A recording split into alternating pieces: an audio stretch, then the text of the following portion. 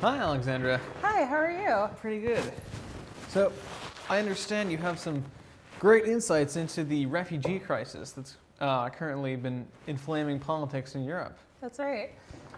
Well, then I'd like to ask you some questions. That'd be great. I've always had a deep interest in politics in general, and so I've always liked just being able to keep track of what's going on in the world, and I think the Syrian refugee crisis is something that we really need to address more thoroughly. I agree. So, the Syrian civil war and other conflicts in the region have prompted a mass exodus of refugees into Europe, aka the refugee crisis. So, one of the major focal points of policy has been Angela Merkel's open borders during the first month or so of the crisis, followed by her, quick reversal of policy after the backlash. If you were in Angela Merkel's position, would you have done anything differently? I wouldn't. I think that she has to set the example for the rest of Europe. Because the fact of the matter is it's a humanitarian crisis, and considering Europe's proximity to Syria, it's more of an issue for Europe it's more of an immediate issue for Europe compared to the United States. And so the fact that you have these people who are displaced and you have so much suffering, you really have to take the initiative in order to help these people, because it would really be cruel to just not leave these people without any place to go. And so even though there was a backlash, I think that it's important to still stand up for those values of being able to defend people who literally have nowhere else to go and they need to have some place that is going to be welcoming to them and open and is not going to reject them because of their faith or because of the fact they're from Syria. So I think there's a lot of animosity towards Syrian refugees because of the fact that they could potentially be terrorists and bring terrorism into the country. But I think the essential fact that people need to realize is that it's only a very tiny fraction of the Syrian refugees who could even possibly be radicalized. And the vast majority of these people who we would be admitting are families with young children, mothers, fathers. And you can't leave those people out in the cold. And with so many of them, you can't honestly say that all of these people that we would be admitting into, say, Germany or France or even the United States, you can't honestly say that all of them are terrorists. You can't just point your finger at a group of people and reject them all just because one of them might be a terrorist. And so I think the focus really has to be less on just pointing fingers because of some preconceived notion and more on making sure that their immigration policies are actually strong enough and being able to screen people beforehand and actually implementing policies that will make sure that we're not admitting those terrorists, and in fact we are admitting people who genuinely are coming to a country because they need refuge and they're not trying to destroy the country. So. Okay. Among refugees, there's a concern that Syrians are being given preferential treatment over other refugees who are fleeing war zones like Afghanistan, where there's a crisis, but the crisis isn't quite as hot as Syria. Do you think this is a fair way of doing immigration? Do you think prioritization is the way to go?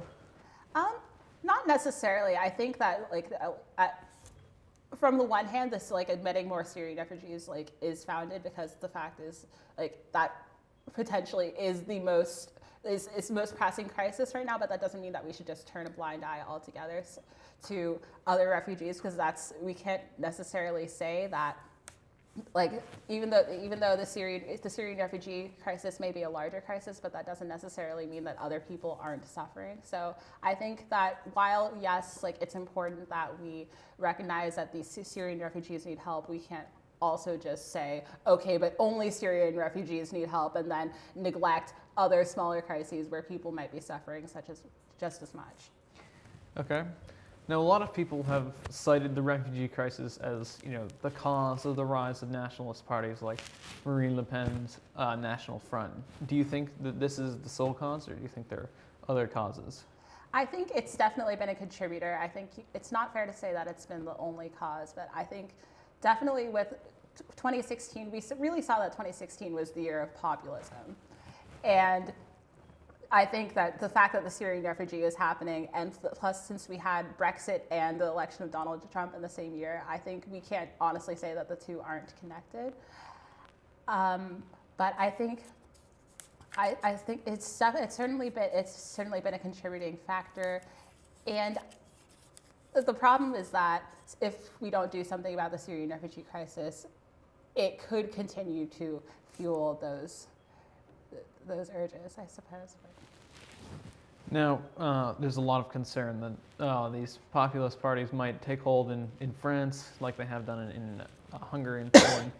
How might centrist parties like the Republicans or the Socialists, who are centrist in France, how might they counter the rise of nationalist parties? Do they have to compromise at all?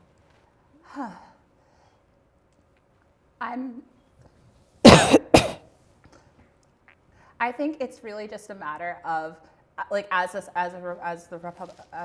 part of the Republican Party or the Socialist Party in France, I think it would be a matter of really just being able to tame down a lot of the honestly racist and like anti-Islamic tensions that have come out of the Syrian refugee crisis.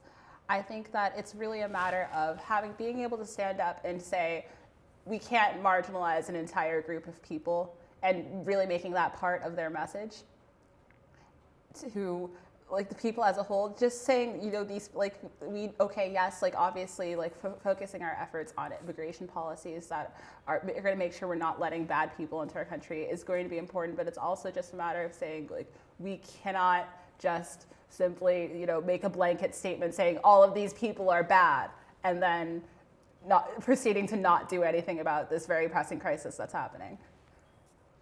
Now, a lot of these parties have advocated, as Donald Trump has, to build a wall. Do you think this is an effective policy, or do you think it has its downsides? Okay, well, building a wall just putting up a wall doesn't necessarily mean that it's going to solve all of our problems immediately. I mean, just because people aren't necessarily always going to be crossing the border by foot. Like, there are other modes of transportation where people can enter the country. So I think just putting up a wall could solve partially the problem of. I think it's a very, like, rudimentary approach. It's just saying, like, oh, all these people are coming into the country, let's build a wall. I think that it's not the best, like, most comprehensive approach that one could take. Do you think that these people who are coming in will be able to effectively integrate into European societies? Well, it's a matter of not necessarily. I think it's less of becoming part of the melting pot, and I guess more that you've heard of the two different kinds of, you have a melting pot where everyone just kind of blends in and becomes one kind of identity, versus the salad bowl where the analogy is that everything still maintains its own identity but is part of a larger whole. And so I think that it's unreasonable to necessarily say that people are going to, suddenly shed their heritage and then become fully blended into European society. I don't think that that's a reasonable approach to take. I think rather, on the other hand, it's a matter of respecting the fact that people have different identities, and the fact that, like, allowing them to become part of, say, European society or even American society is a matter of accepting them for who they are, and not necessarily trying to force our values or beliefs down their throats if it's something that they don't necessarily agree with. Because I think even with America, I think one of the great things about, like, the way our country is founded is that we believe in accepting other people, and that different people from all over the world can come here and succeed and do well. And I think that has to be on a foundation of acceptance and really being able to appreciate other people. Now, the U.S. has faced a lot of criticism that we haven't done enough to help out the refugee crisis.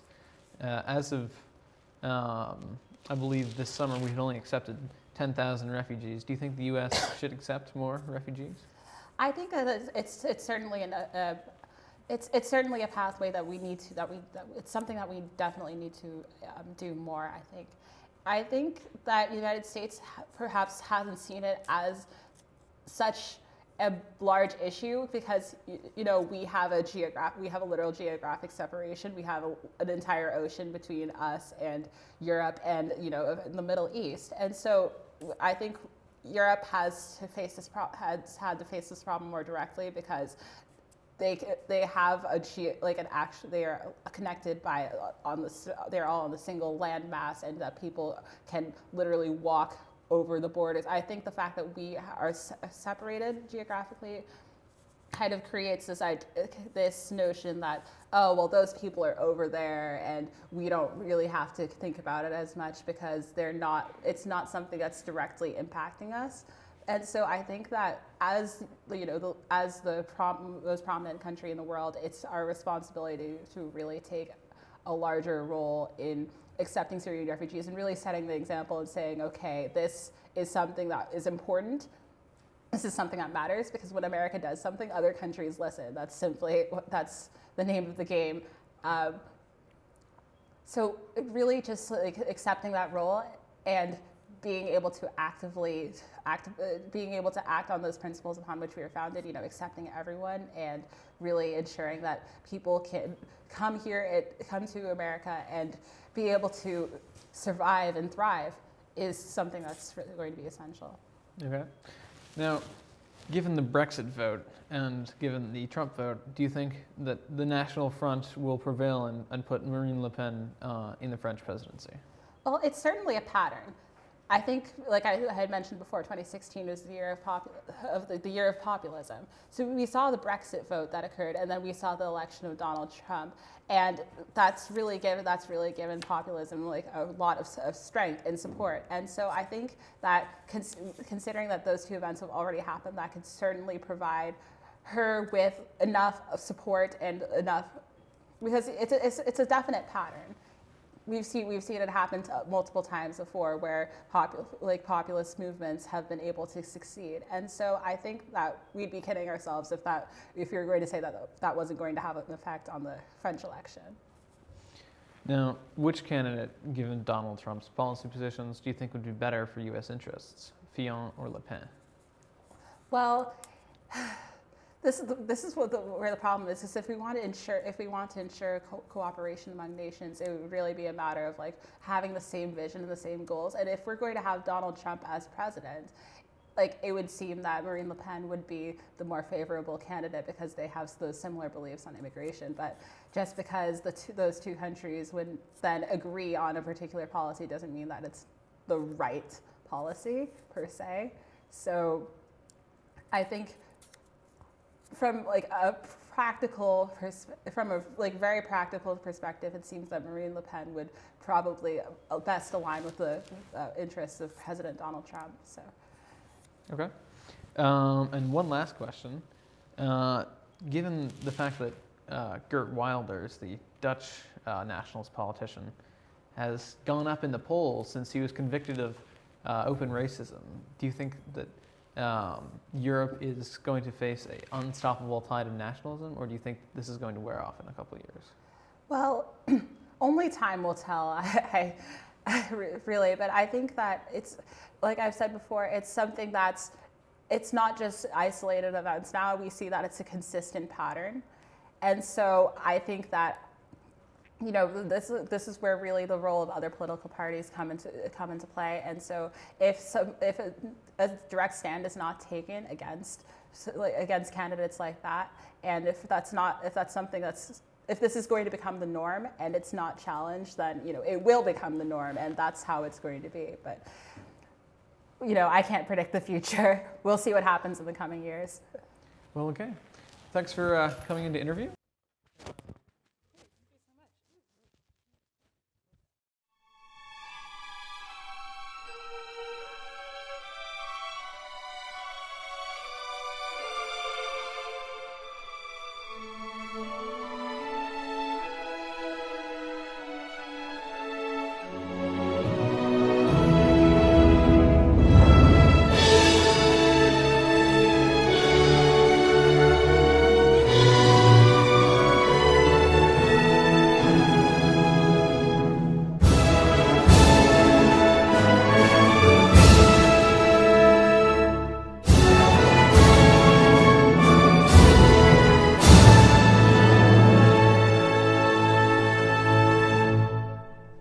Hello, I'm Jack Fector. Just like to start off by saying that Harambe should have beaten We Are Number One for Meme of the Year. I don't know that happened. I'd also like to start off by saying a quote from the Vladimir Putin scented candle. I quote, "Alone under the flickering lights of the secluded mailroom, you can barely keep your mind off of Vladimir Putin and the way it would feel to run your hand along one of his completely hairless arms. That's when you catch a whiff of something. The heady scent of feral masculinity. Excuse me," purrs a heavily accented voice, and you don't need to turn around to know who it is. It's Vladimir Putin. Today, we're going to start off by talking about global news. So first off, I'd like to talk about Russia.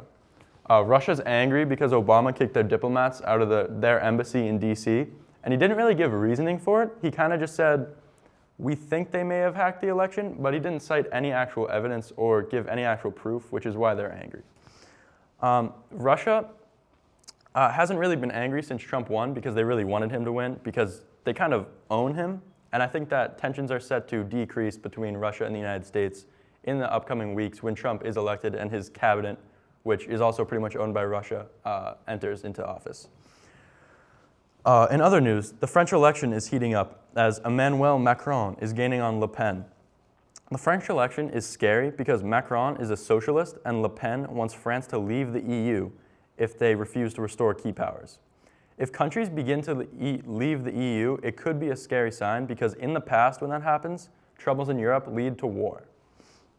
Even more eerie is the rise of nationalism or fascism, populism in the Western world, which mirrors very closely the years before the first two world wars. With the rise of Trump and Le Pen, nationalist fervor is taking hold as the West reacts to Middle Eastern immigration from crisis in Syria. Even more horrific today was the shooting in Fort Lauderdale Airport, killing at least 5 people and injuring more. My thoughts go out to the people affected by this event. It's horrible. We need to end all gun violence in the United States somehow. Even more worse news, a mentally handicapped boy was found after being tortured by 3 young adults. New evidence has been found that illustrates that the perpetrators acted so violently against this boy purely because he is white, and they can be heard yelling prejudiced slurs in a video, which they released, that proves that racism was the root of the issue. It seems that the president, Obama, who sought to end the racial divide, will actually leave office during one of the most racially tense times in recent memory. This proves that Obama literally didn't hold up to any of his claims that he made while campaigning. All in all, it seems like 2017 is on a similar trajectory to 2016. Unrest and divide will be major factors as Trump becomes president and Russia ultimately deals with Obama's actions against them. Oh, and also for the record, it was just released that Trump, he's not going to ask Mexico to pay for the wall, he's going to ask Congress. Oh wait, it's not a wall anymore, it's a fence. Maybe he'll get the money from Putin. Who knows? I'm pretty sure the only qualification that you have to be president in the 21st century is the ability to promise people what they want and then not follow through. So far, the only good news in 2017 has been pranksters changing the Hollywood sign to say Hollyweed. Honestly, it's a great meme. New year, new meme. As always, this has been The Show, and I am Jack Fector. Harambe may have died last year, but his spirit lives on. Rip in peace.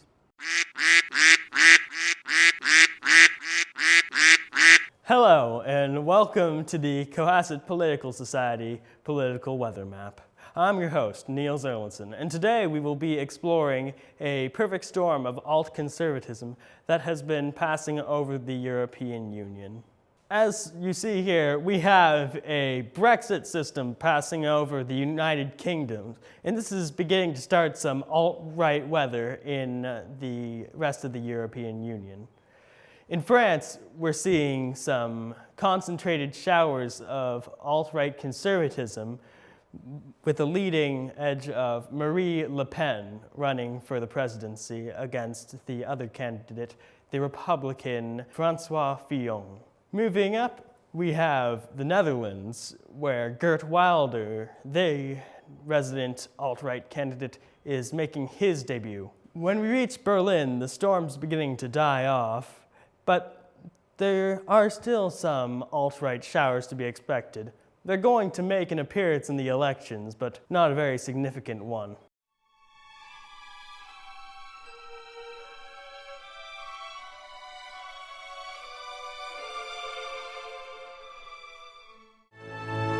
you consider yourself a globalist or a nationalist? Both and neither. Nationalist. A globalist.